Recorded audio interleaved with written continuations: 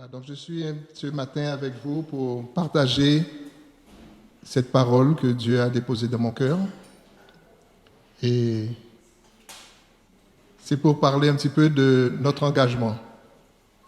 Alors bien sûr, l'engagement que nous avons avec notre Seigneur et l'engagement que nous avons vis-à-vis du couple. Parce que je vais parler beaucoup aussi du couple.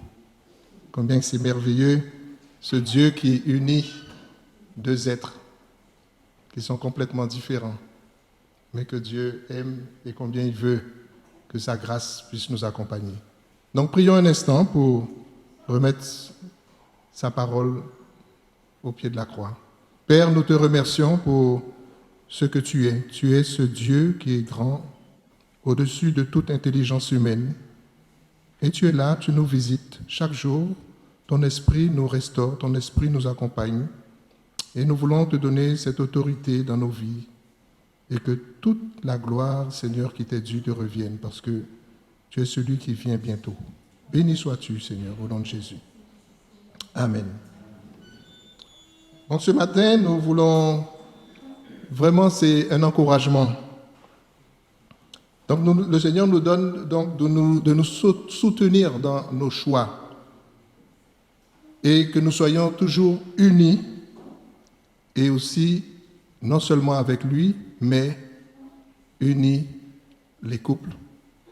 Que nous sommes dans cette restauration, dans cette unité. Comme le Père est uni avec donc le Fils et le Saint-Esprit, Dieu veut cela aussi pour chacun de nous. Amen. Dans Genèse chapitre 1er, au verset 27, la parole nous dit que Dieu créa l'homme à son image. Il le créa à l'image de Dieu et il créa l'homme et la femme. Le premier commandement de Dieu, il est très important pour nous. Parce que dans Deutéronome 6 au verset 5, il nous dit « Tu aimeras l'Éternel, ton Dieu, de tout ton cœur, de toute ton âme et de toute ta force. » Et ces commandements, comme il disait à son peuple, je te donne aujourd'hui ces commandements et ils seront dans ton cœur. Quel est l'état de mon cœur ce matin? Quel est l'état de ton cœur? Est-ce que j'aime Dieu? C'est une question que nous pouvons nous poser. Dans l'évangile de Jean, chapitre 4, au verset 23, il dit « Mais l'heure vient, et elle est déjà venue. Et les vrais adorateurs adoreront le Père en esprit et en vérité. Car ce sont là les adorateurs, nous dit la parole, que le Père demande. Dieu est esprit, et il faut que ceux qui l'adorent en esprit et en vérité. Voici une belle alliance que Dieu a faite avec chacun de nous, n'est-ce pas? Dieu a placé son esprit en nous, des créatures qui étaient là. Comme dit la parole, nous étions dans les ténèbres, mais Dieu est venu jusqu'à nous pour nous attirer à lui et nous tirer des ténèbres, pour nous amener dans son adorable lumière. Alléluia. Donc si l'homme a été créé à l'image de Dieu, les effets de cette alliance qui nous est offerte nous appellent à vivre et il nous conseille d'être comme des bergers qui prennent soin de son troupeau. Mais à chacun, nous avons des responsabilités. Et c'est vrai que ça commence à la maison. Il est aussi précisé de ne pas être aigri contre quiconque. Donc, cela nous pousse à vivre en bonne harmonie avec notre famille, déjà à la maison, bien sûr, et aussi dans cette vie que nous vivons ensemble en Christ, dans cette bâtisse, puisque nous savons très bien que l'Église, c'est nous. Amen.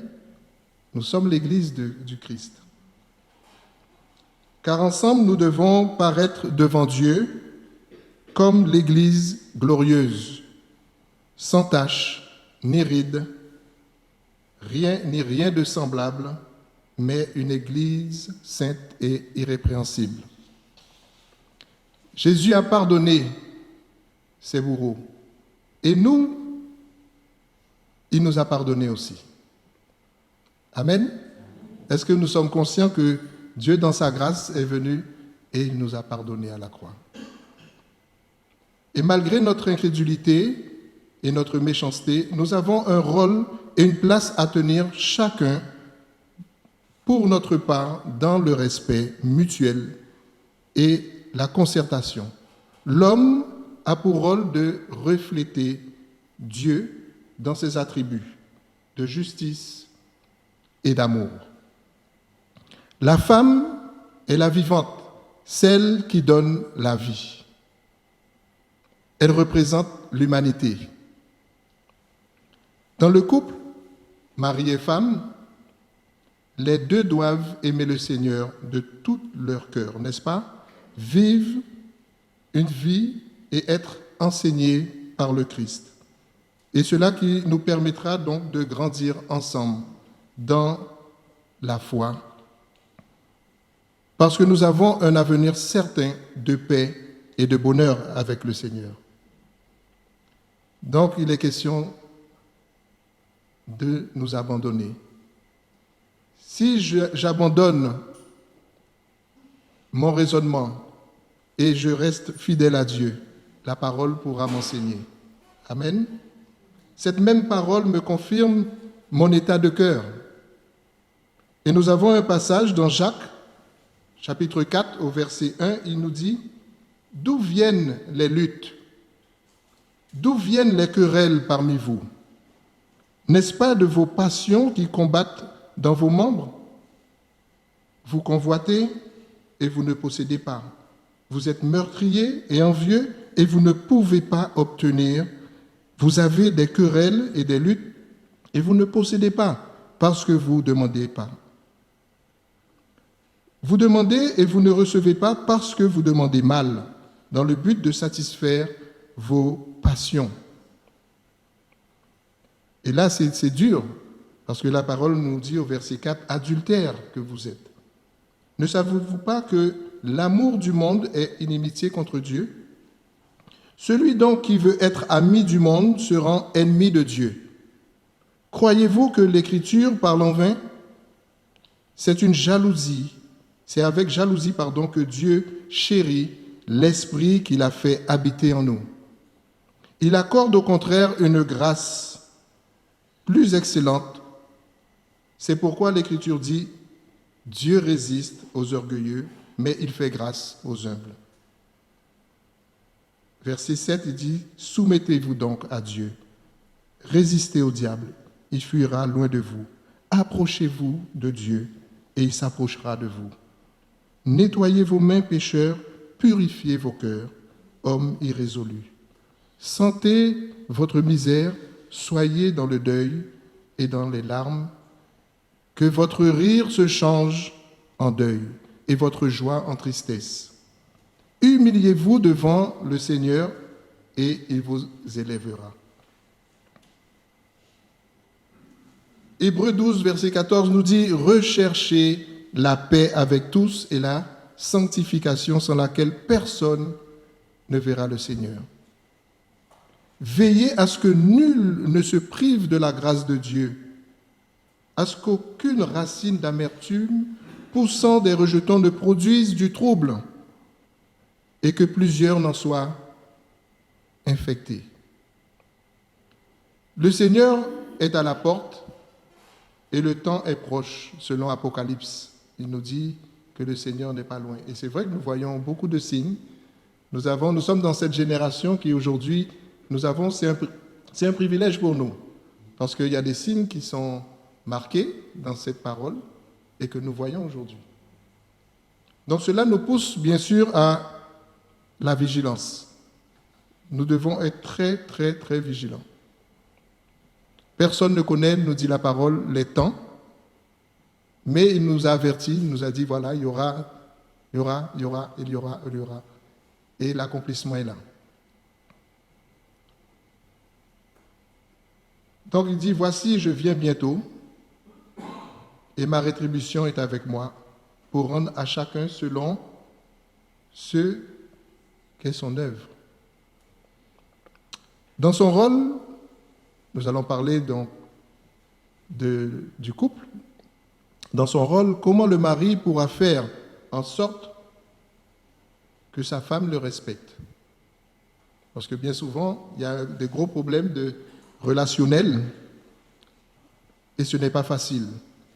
Car il y a une partie la plus profonde du cœur de la femme qui est en rébellion et qui ne souhaite pas être écrasée, ni dominée. Mais la femme sensée qui aime Dieu attend patiemment de voir l'amour de Christ grandir dans le cœur de son époux.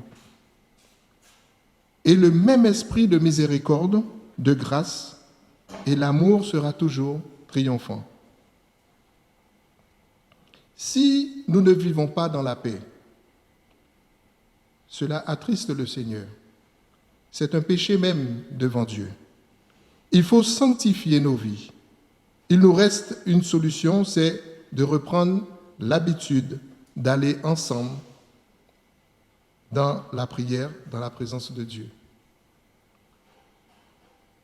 Et c'est là que le Maître, celui qui a nos âmes entre ses mains, va nous permettre de grandir, pour recevoir ses instructions sur le pardon. Vous savez, nous avons chacun nos vies. Moi, c'est pareil.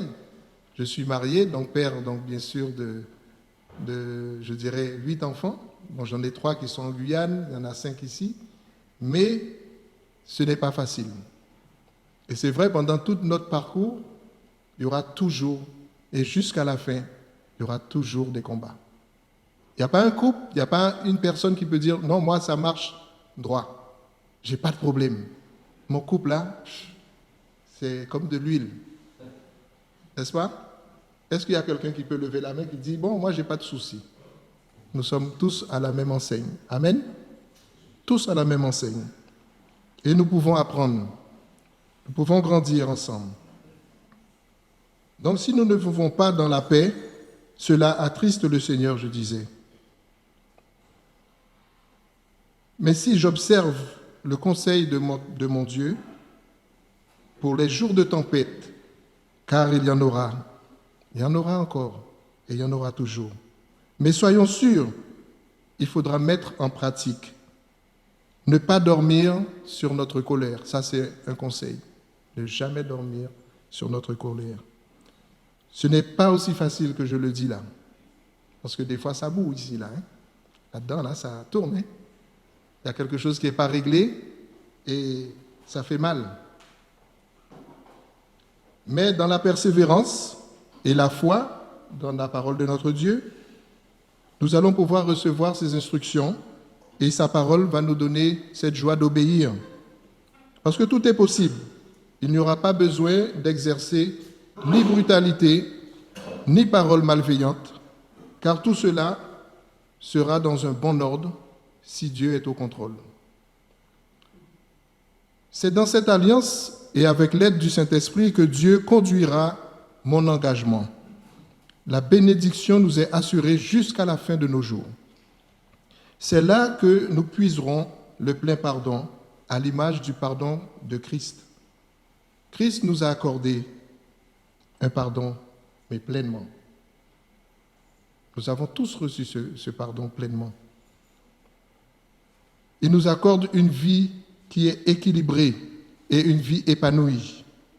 Dieu ne nous demande pas d'être des super-héros, parce que maintenant, c'est ce que nous voyons bien souvent. Mais Dieu, simplement, il nous demande que nous soyons des instruments de paix et de grâce, guidés par son Saint-Esprit. Garder un amour bienveillant les uns envers les autres. Donc, nous allons regarder ensemble ce que Dieu attend de la femme et de l'homme. On peut lire un passage dans Éphésiens au chapitre 5. Éphésiens chapitre 5 à partir du verset 22. Pardon. Il dit « Femmes, soyez soumises à vos maris comme au Seigneur. Car le mari est le chef de la femme, comme Christ est le chef de l'Église qui est son corps et dont il est le sauveur. Or, de même que l'Église est soumise à Christ, les femmes aussi doivent l'être à leur mari en toutes choses. Marie, aimez vos femmes comme Christ a aimé l'Église et s'est livré lui-même pour elle, afin de la sanctifier par la parole après l'avoir purifiée par le baptême d'eau, afin de faire paraître devant lui cette Église glorieuse, sans tache, ni ride, ni rien de semblable, mais sainte et irrépréhensible. C'est ainsi que les maris doivent aimer leurs femmes comme leur propre corps. Celui qui aime sa femme s'aime lui-même, car jamais personne n'a haï sa propre chair, mais il la nourrit et en prend soin, comme Christ le fait pour l'Église. Verset 30, il dit « Parce que nous sommes membres de son corps, c'est pourquoi l'homme quittera son père et sa mère et s'attachera à sa femme, et les deux deviendront une seule chair. » Est-ce que c'est possible? Est-ce que c'est possible? C'est écrit. Amen. Mais c'est une incertitude. L'incertitude de nos vies et du chemin que nous avons emprunté est entre les mains de notre Seigneur. Parce que nous lui appartenons, oui, si Dieu dit que l'homme doit quitter son père et sa mère, c'est que vous avez fait le choix que Dieu soit votre guide. Il y a là une relation indispensable que l'homme doit avoir avec le Père de toute l'humanité. Pour ceux qui ne sont pas encore mariés, parce que bon, je pense qu'il y a des jeunes, j'en vois pas beaucoup. Ah, ils sont de l'autre côté, d'accord. Et donc, il est important et indispensable de connaître la volonté de Dieu pour vivre cet engagement. Parce qu'aujourd'hui, bien souvent, moi-même qui suis devant vous, quand j'étais jeune, j'ai fait tellement d'erreurs, tellement de bêtises. Et quand ma mère m'a repris, je disais, mais non maman, elle m'aime, je l'aime. Voilà. Donc c'était que l'amour, ouais, je l'aime, elle m'aime, mais sans plus. Mais quand les problèmes ont commencé à arriver, parce qu'on n'est pas préparé, on n'a pas encore de situation professionnelle, on n'a même pas encore une maison, mais quand bébé est arrivé, là il faut maintenant prendre ses responsabilités. Eh bien non, puisque la charge maintenant est là, qu'est-ce que j'ai fait? Eh bien j'ai fui. Et je me suis retrouvé à faire ce même schéma-là 3 fois. Et les conséquences, eh bien, mes 3 grandes filles qui sont là-bas, eh bien, 3 mères différentes. Pourquoi? Parce que c'est dans la tête et on est dans la chair. Je l'aime, elle m'aime et on y va. Mais on n'est pas prêt. Et ce que Dieu souhaite, c'est justement qu'on le connaisse, lui le premier, pour qu'il puisse vraiment nous guider déjà dans le choix. Amen. Je vois qu'il y a beaucoup de couples ce matin.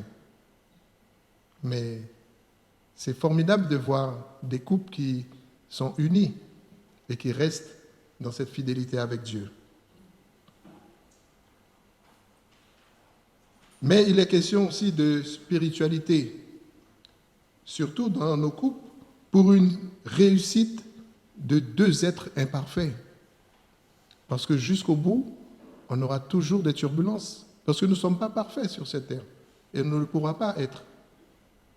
Mais quand nous serons dans la présence de Dieu, nous serons dans l'allégresse, dans cette joie de vivre face à face avec notre Seigneur. Donc cela puisse vraiment être notre cheval de bataille, je dirais. Nous devons prendre conscience de la place que Dieu doit occuper dans notre couple, cette puissance qui agit dans nos vies. Une alliance que nous honorons en tant que croyants, c'est fondamental de croire que la parole de Dieu est capable de m'enseigner. Dieu veut communiquer avec moi individuellement, personnellement et dans mon couple et dans votre couple aussi.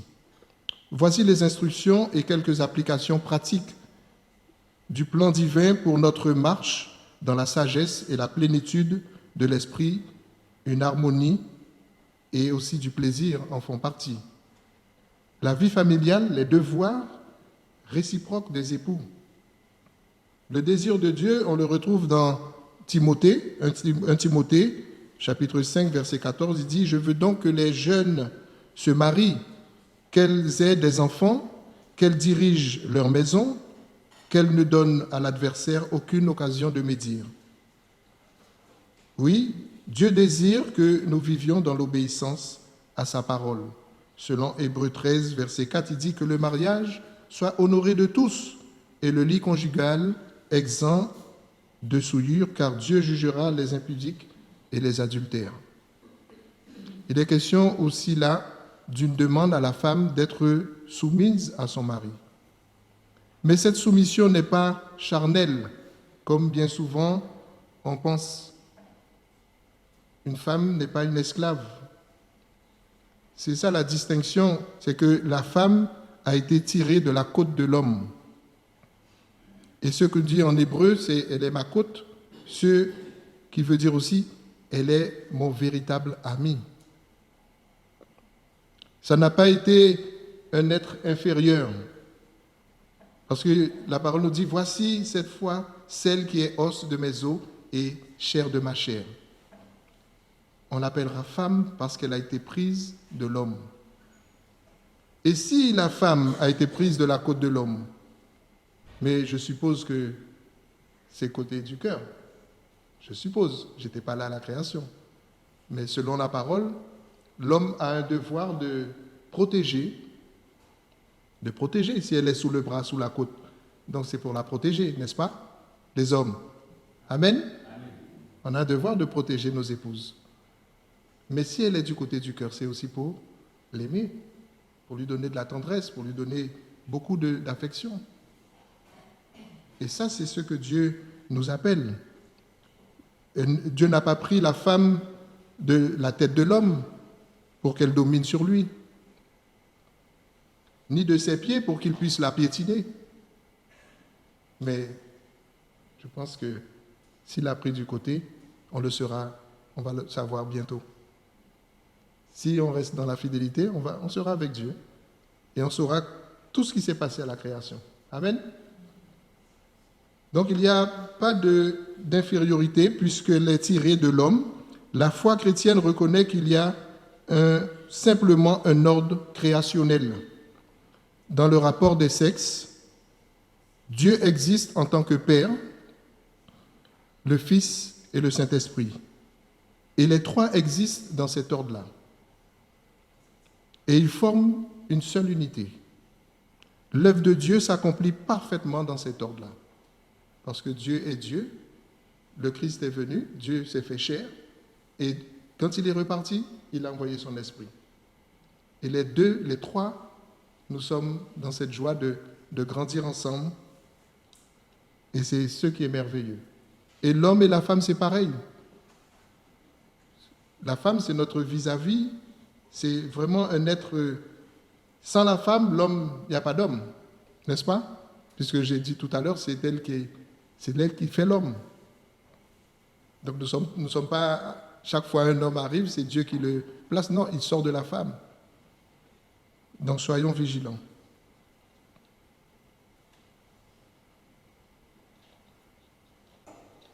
Donc c'est que je dirais que nos épouses, elles sont toujours belles à nos yeux. Et nous avons cette joie de vraiment les chérir. Et c'est que l'épouse doit se sentir protégée et accompagnée, reconnue pour sa valeur et en sécurité. Dieu sait que les hommes ont une faiblesse. Et cette faiblesse, c'est toujours cette soif, cette insatisfaction et toujours ce désir d'explorateur. La partie la plus profonde du cœur de l'homme n'est pas domptée, comme bien sûr notre langue. L'homme, il est curieux, et c'est là bien souvent sa perte. C'est pour cela qu'il est dit dans ce passage, « Marie, aimez votre femme. » Nous avons dans la Bible le roi Salomon qui a parcouru, qui a eu combien de fiancées, combien d'épouses, mais il a fini par dire tout cela, c'est vanité des vanités. L'homme doit aimer sa femme comme son propre corps, et je dirais, qui ne s'aime pas? Qui ne s'aime pas? Il y a un vrai mystère que nous connaîtrons dans la suite des temps. La femme a été tirée de la côte de l'homme. Bien plus, il doit aimer sa femme comme Christ, nous dit la parole, comme Christ a aimé l'Église. On le reconnaît bien, Christ s'est donné pour notre liberté, plus d'esclavage. Nous devons comprendre cette parole. Christ est venu en tant que serviteur, comme lumière. Il y a encore beaucoup d'attributs que nous pouvons citer ce matin. Oui, bien, c'est bien, pour toute une vie. Dieu nous a unis, car le jeune homme, nous dit la parole, doit quitter son père et sa mère. Et si il l'a quitté, c'est parce qu'il n'y a pas d'influence. Et la plupart du temps, il y a cette influence-là qui, quand je sors de ma famille, je veux reproduire dans mon couple. Mais c'est un danger. Je peux tirer ce qui est bon, mais je ne peux pas tout prendre et dire qu'à la maison, c'est comme ça, c'était comme ça. On a grandi comme ça. Donc je veux reproduire exactement ce que j'ai vécu dans ma jeunesse. Mais Dieu dit, si on quitte l'autre, on quitte nos parents, c'est pour construire quelque chose de nouveau par rapport à ce que nous devons mettre en place ensemble dans ce prévisionnel que Dieu a prévu pour nous. Il y a un verset dans la Bible qui dit, c'est pourquoi donc l'homme a quitté son père, mais il nous rappelle cet enseignement combien l'homme est responsable. L'homme a une responsabilité. Ça ne veut pas dire qu'il domine, mais il a une responsabilité devant Dieu, parce que nous le voyons bien à la création. Quand Dieu a interpellé après le péché, il a appelé Adam. Il a appelé Adam et il a demandé à Adam. Mais il n'a pas appelé Ève. Parce qu'il avait dit à Adam, certainement tu mourras si tu touches à l'arbre de la connaissance de la vie et à l'arbre, n'est-ce pas? L'arbre de vie et l'arbre de la connaissance du bien et du mal. Donc si tu y touches, certainement tu mourras. Donc ça veut dire que l'homme a cette responsabilité. L'Éternel, Dieu, il dit, il n'est pas bon que l'homme soit seul. Et c'est pour ça qu'il lui fera une aide semblable à lui. Il n'a pas dit que la femme serait l'esclave de l'homme, ni un objet, quelque chose qu'on peut manipuler. Et si je le dis, c'est que j'étais un grand manipulateur. Avant, c'était terrible. Et quand on n'a pas le Seigneur, combien on peut faire du tort et du mal? Mais la femme, c'est une aide, quelqu'un qui est semblable, qui ressemble, avec qui l'homme sera en confiance pour échanger, pour bâtir, se réjouir et construire une vie. Il n'est pas question simplement de beauté, car tout passe et se dégrade. Et quand ça se dégrade, est-ce qu'on va abandonner? Est-ce qu'on va abandonner? Parce que voilà, ça arrive souvent, l'homme, il a vu la femme comme ça, il faut qu'elle reste comme ça, toujours belle à mes yeux. Mais la femme aussi doit se dégrader, comme nous aussi les hommes. Il faut qu'on l'accepte. Il n'y a pas de fruit de hasard dans ce que Dieu fait. Le cas du mariage, c'est vraiment, quand on le considère, c'est que Dieu a pris deux êtres qui sont complètement différents, mais il veut que ces deux-là forment une seule chair. Et ce n'est pas évident. Mais c'est tellement merveilleux quand tout cela fonctionne et quand le Seigneur est au milieu. C'est tellement beau. Mais il faut que la foi puisse demeurer.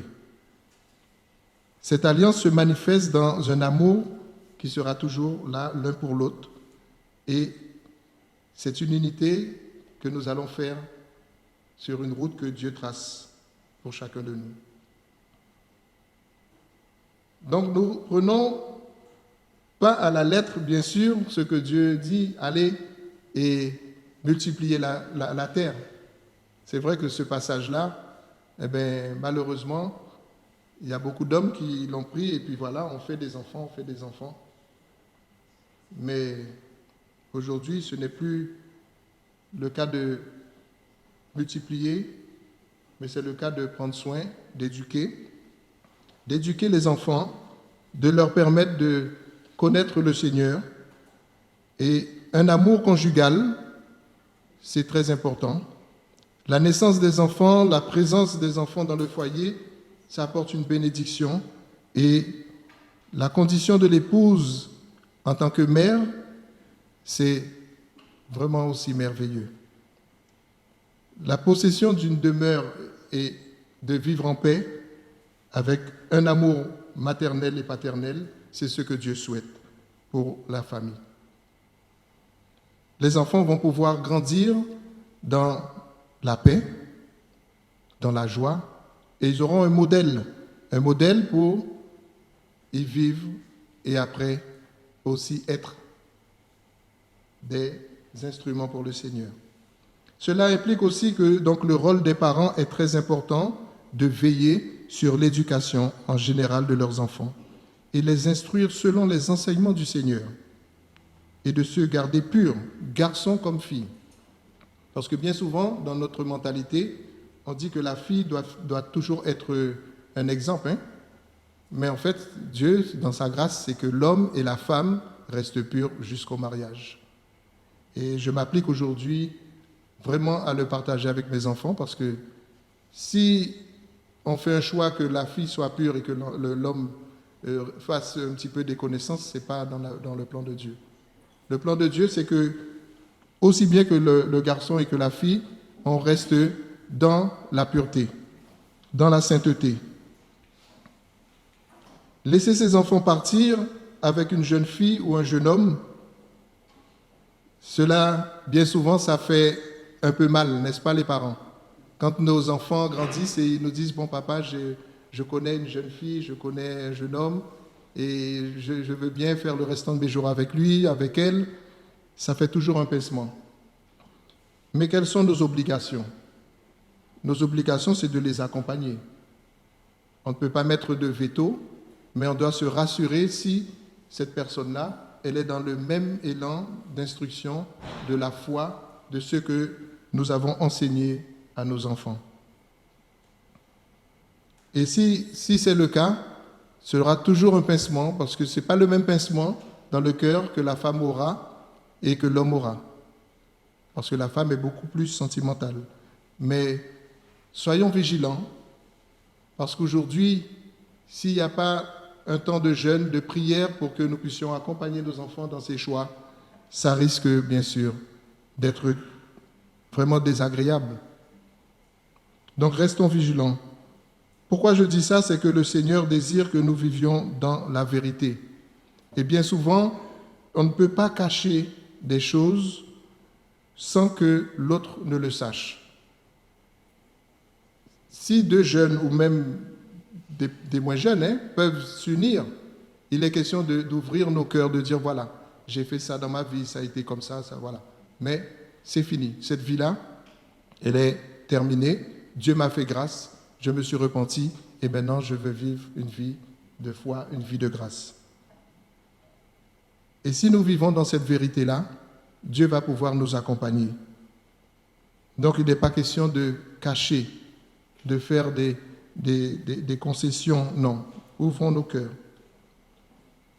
Donc vous devrez parler, et nous devons parler en couple le même langage, prendre ensemble la même décision selon la vision que nous voulons pour notre couple, afin que cette unité soit vraiment réelle.